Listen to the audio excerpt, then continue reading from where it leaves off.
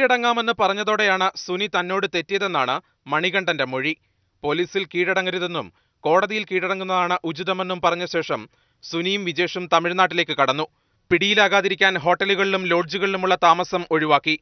കടത്തിണ്ണകളിലാണ് രാത്രി കിടക്കുന്നത്. സുനിയുടെ സഹോദരി വഴി ഇയാളോട് കീഴടങ്ങാനുള്ള നിർദ്ദേശം പോലീസ് നൽകിയെങ്കിലും അപകടം മണത്ത പൾസർ മുങ്ങുകയായിരുന്നു. അതേസമയം അത്താണിയിൽ വെച്ച് നടിയുടെ വാഹനത്തിൽ ട്രാവലർ ഇടിപ്പിച്ചത് സുനിയാണെന്ന് മണികണ്ഠൻ മൊഴി നൽകി. ആദ്യം കാറിൽ കയറിയത് മണികണ്ഠനാണ്. പാലാരിവട്ടത്ത് വെച്ച് സുനിയും കാറിലേക്ക് കയറി. നടിക്ക് നേരെ ആക്രമണം നടത്തുമ്പോൾ കാർ ഓടിച്ചിരുന്നത് താനാണെന്നും മണികണ്ഠൻ മൊഴി നൽകിയിട്ടുണ്ട്. ആക്രമണശേഷം കാറിൽ നിന്നിറങ്ങുമ്പോൾ നാളെ കാണണമെന്നാണ് സുനി നടിയോട് പറഞ്ഞത്.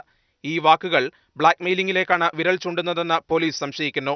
അതേസമയം നടിക്ക് നേരെ നടന്ന അക്രമവുമായി ബന്ധപ്പെട്ട് പ്രമുഖ താരത്തെ ആലുവയിലെ വീട്ടിലെത്തി ചോദ്യം ചെയ്തെന്ന വാർത്ത പോലീസ് നിഷേധിച്ചു. പൾസർ സുനിക്കായി തമിഴ്നാട്ടിൽ അന്വേഷണം ഊർജിതമാക്കുമ്പോഴും സുനി കീഴടങ്ങുമെന്ന പ്രതീക്ഷയിൽ എറണാകുളത്തെ കോടതികൾക്ക് മുൻപിലും പോലീസ് നിലയുറപ്പിച്ചിട്ടുണ്ട്. ശരത് അമ്പാട്ടുകാവിനൊപ്പം റിബിൻ രാജു, മാതൃഭൂമി ന്യൂസ്, കൊച്ചി.